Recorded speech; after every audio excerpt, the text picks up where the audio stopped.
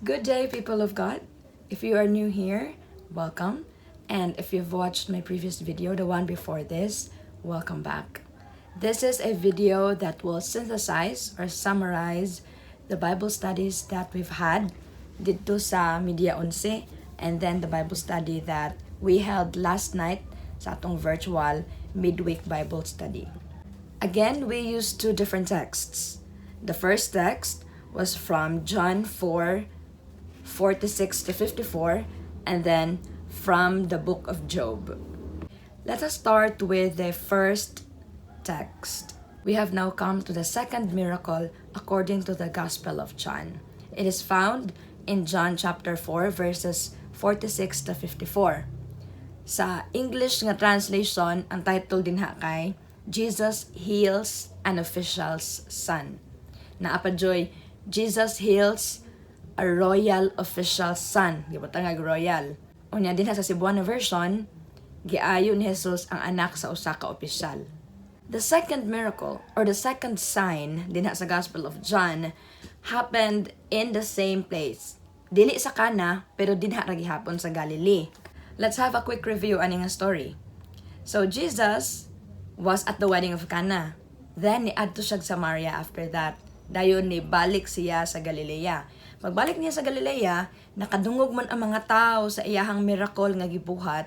Busa kaning usa ka opisyal, kinsang anak, grabe nga nagkasakit, nga murag hapit na mamatay, wa na gyud pag-asa. Miadto kang Jesus ug mihangyo niya nga ayuhon ang iyang anak. Unya, ang tubag ni Jesus naa dinha sa verse 48, unless you see signs and wonders, you will not believe. After Jesus said that, nibeg na pud balik ang opisyal. Please, in town, uban na kanako before pa mamatay ang akong anak. Right there and then, miingon si Jesus, lakaw na. Pauli na sa inyo ha, kay naayo na ang imong anak. Ug tuod ni uli ang opisyal, nituo siya nga pag ingon ni Jesus ana, naayo na gid iyang anak. Ni uli dayon siya, pag uli niya gitagbo siya sa iyahang mga sulugoon, unya nagsagit ang iyang sulugoon nga, Master, your son has been healed. Nangutana siya, unsang orasa naayo ang akong anak. Miingon ang sulugoon, mga alauna. Unya iyang hinumduman unsa tong orasa misulti si Jesus niya, lakaw pauli kay naayo imong anak. And then he recalled, alauna sad do. Ang tungod ni ana, siya ug ang iyang mga sulugoon nahimo ng mga magtotoo ni Jesus. Sa first part sa among sharing, among giila-ila ang opisyal. Unsa nga mga situation, unsa nga mga pulong nga makasulti ta nga official gid siya, nga adunahan siya, nga naa siya gahom, nga naa siya taas nga posisyon. Number 1, diha sa among sharing, naa siya mga sulugoon. Pag uli niya, gitagbo na siya sa iyahang mga slaves nga nagdala sa balita nga naayo na iyang anak. Ikaduha, ang iyahang pamaagi sa pag-approach kang Jesus. Kaya ang gitawag man nga sir, wala siya mi-address og Mesiyas or magtutudlo. Mao man na usual nga itawag sa mga muadto kang Jesus nga naay ihangyo. Iya sir, so murag naanda na niya nga pag-address sa iyang isig kataw. Ug ikatulo, ang iyang pamaagi sa paghangyo. Diha sa healing ministry of Jesus, ang mga tao nga masakiton or naay kapamilya nga masakiton, ilahang bitbiton ang masakiton ug dadon ngadto kang Jesus para ipaayo. Ang nakalahi aning maong opisyal is siya ang nihangyo nga si Jesus ang muadto sa ilaha. Wala niya dad-a ang iyang anak paduol kang Jesus. Si Jesus ang iyahang gihangyo paduol ngadto sa iyahang anak. With this miracle story, I will share with you 3 important lessons or reminders for us Christians of today. Number 1, ang gahom sa tao limitado, apan ang gahom sa Dios walay katapusan. Ani nga story ang ninginahanglan usa ka royal official. Makaingon ta nga iya nagyong nabuhat ang tanang available nga mga pamaagi para maayo ang iyang anak. Kay maka-afford man siya. Kung sa atong panahon karon, nakaadto na ni siya ospital. Siguro daghan na kain ni siya mga doktor nga gipangpangutana about sa situation sa iyahang anak. Isag unsa na nga tambal ang iyahang gipalit para lang maayo ang iyahang anak, pero wala na. Even sa pandemic karon, wala gipili ang mga tao nga maapektuhan. Kitang tanan na apektuhan. Unsa man imong status sa kinabuhi, unsa man ang imong gender, unsa man ang imong posisyon nga gigunitan diha sa katilingban o diha sa simbahan, kitang tanan na apektuhan ani nga kalisod. Why? Because our power, our human power is very limited. Bisag unsa pa kadaghan sa atong possessions, bisan unsa pa kataas sa ato ang ranggo, we will always come to a point when the only one who can help us is God. Na-embrace sa opisyal ang kamatuoran nga limitado ang iyahang gahom. Dinha sa kinabuhi sa iyahang anak, wala laing makatabang kundi si Jesus lang. Ikaduha, adunay panahon nga gitakda ang Dios alang sa tanan. Ecclesiastes 3:1, there's a time for everything. Ang tanan nga mahitabo dinhi sa kalibutan, mahitabo sa panahon nga gitakda sa Dios alang niini. Sa pagsigig balik-balik og hangyo sa opisyal nga, "Sir, palihog lang in town, uban na kanako adto tos amua ayuha ang akong anak." Wala gid si Jesus.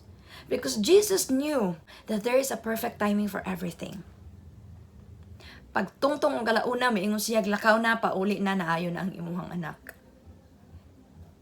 Jesus didn't have to be there physically. And just like the royal official, bisan sa pinakalisod nga sitwasyon sa atong kinabuhi, mag-struggle gihapon ta sa pagpaduol ngadto sa Ginoo.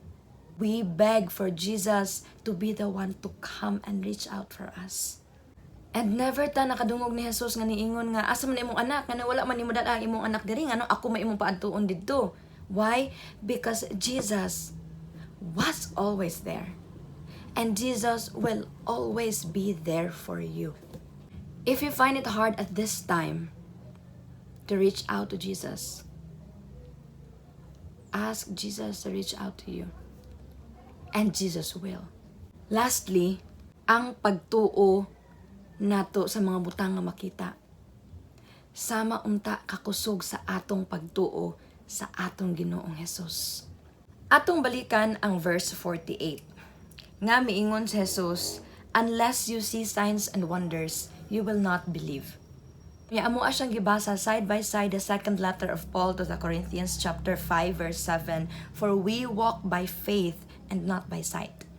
Kaning pulong ni Jesus nga miingon siya, "Niduol raman kanako ka nakakita ka nga naa ako gibuhat nga milagro. Pero kung kamo di mo makakita og milagro, di man jud mo mutuon ako." We as people crave for evidences first before we believe. Inana ang atoang kalibutanhon nga kahimtang. Before we believe, we want to exhaust all the available proofs there are. We may not see Jesus physically, pero atong ma-feel ang presence sa Ginoo pinaagi sa daghang mga butang sa atong palibot.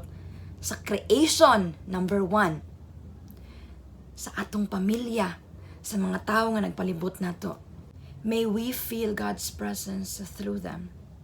Hinaot nga ang ato pagtuon ni ining panahon, mas muligoon pa. And speaking of faith nga grabe kaligon, maupod ni ang ato ang text nga gigamit sa ato ang midweek virtual Bible study. We talked about the book of Job. Job is known to be the most faithful man alive sa time sa Old Testament. Kuha tanan niya mga possessions, tanan niya mga kahayupan nga matay. Ang iyang kagulong pamilya mitalikod niya. The setting of the book of Job appears like naa sila sa trial court. This is Job versus God. Unya, murag mga prosecutor kan iyahang tulo ka friends. Job's 3 friends wanted him to plead guilty. Nga makasasala siya, mao nga gisilutan siya sa Dios niini. Apan si Job nagpabilin sa pag-insist nga usa siya ka makatarunganon nga magtotoo sa Ginoo. Wala siya sala nga nabuhat ug kaning hitabo sa yaha usa ka test of faith. Diha sa atong sharing nga kung ana ato sa kangit-ngit, unsa nga mga butang ang ato ang buhaton o pwede nga tong mabuhat nga makapahimuot lang gihapon sa Ginoo. It's actually a difficult question. Makaingon ta nga kita ang naa sa kangit-ngit, kita ang naa sa kalisod, pero nganong apil paghihapon sa atong responsibility ang pagpahimuot sa Ginoo. And I am so happy to hear the sharings, the experiences of the members of GCP Toledo. Nga bisan naa sila sa kalisod, bisan naa sila sa edge of their life, of their loved ones' lives. Wala sila laing gikuptan. Wala sila ni cling sa lain nga mga butang sa kalibutan, kundili ang ilaha hinuon nga gisangpit kanunay ang Ginoo. Kini usa ka butang nga makapahimuot sa Dios. At the most difficult trials of man, kinsay ato ang gipangutana, kinsay ato ang gitawag, kinsay atong gidayeg, kinsay atong gisimba, ang Ginoo lang gyapon. And that was Job. Nga bisan pa wala siya kasabot sa iyang giagian. Wala siya miliko ngadto sa kalibutan, kundili ang iyaha nga mga pagbati didto ra gihapon niya gidirect sa Ginoo. The story of Job is a test of 3 F's in life. Number 1, it's a test of friendship. Sa tanan nga giagian ni Job, gipakita dinhi kung unsa nga klase sa mga friends ang naa siya. Imbes nga mo empathize sa iyaha or mo sympathize sa iyaha, hinuon giblame siya o gipugos siya sa pag-angkon nga usa siya ka makasasala. Gi-insist sa iyahang nga kining tanan usa ka silot sa butang nga iyahang nabuhat nga kailangan niyang angkunon at tubangan sa Ginoo. As followers of Christ, we have to be very mindful of the people that we allow into our lives. And we have to be that Christian friend who will serve as a reminder to our friends that at this time of difficulty, Jesus should be our best friend. Kining time sa pandemic, usa ni siya ka-test kung kinsa ang ato ang mga real friends, kinsa ato mga true friends, o kung unsa ta nga klase nga pagka-friend. When was the last time nga nakapangumusta ta sa ato mga higala nga naa sa layo? When was the last time that we have brought the message of Christ, the message of hope, the message of light to our friends? Second, it's a test of family. Diha sa chapter 2 verse 9, ang asawa mismo ni Job miingon niya, magpabilin ba ka makatarunganon nga giin-ani man ka sa Ginoo? Tungluha ang Ginoo. Ang iyahang family ang mi-push niya aron sa pag-blame sa Ginoo sa tanan nga nahitabo dinha sa iyahang kinabuhi. As someone who have this firm faith in Jesus Christ, kita ang magsilbing lig-on dinha sa ato ang mga pamilya. Kita ang budala sa ato ang family paduol ngadto sa Ginoo. Let us take them closer to God. And lastly, this is a test of faith. Kitang tanan pareha ra gihuwat. Nga mabalik sa normal ang tanan kung unsa man gani ang ato ang definition anang normal. Ang akong panghinaot nga ang atong pagtuo sa Ginoo nga mihatag sa tanan natong mga panginahanglan even until now. Nga mitabang nato sa pag-survive bisan pa aning panahon nga wa ta kabalog kanus ataman ang atong kinabuhi. Ang atong pagtuo sa Ginoo nga mihatag sa mga successes nato ni adtong mga panahon. Same lang gihapon kalig-on. Tungod kay ang Ginoo nga naghatag nato sa kalipay, mauusab ang Ginoo nga mopagawas nato ni ining tanan nga kalisod. At the peak of this pandemic, I wrote my personal feelings into a song. And so to end this sharing, I want to share an original song composition which is based from the Gospel of John, chapter 15, verse 5. I am the vine and you are the branches. If you abide in me and I in you, you will bear much fruit. For apart from me, you can do nothing. Thank you so much for coming here. Thank you so much for listening. I hope nga maka-attend ta sa ato ang face-to-face Bible study sa Media 11. Although ato agihapon nga control gyud ang population. If you aren't able to attend the face-to-face, you are always welcome to attend sa ato ang virtual midweek Bible study. Be there, share with us your experiences, your own understanding and interpretation of the text nga ato ang gamiton dinha sa ato ang Bible study.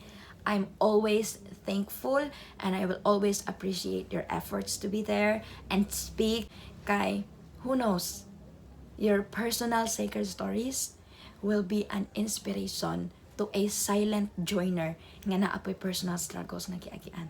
I want you to know that your voice and your experiences can and will be a blessing to many. God bless us all and enjoy the rest of the day. Grace and peace.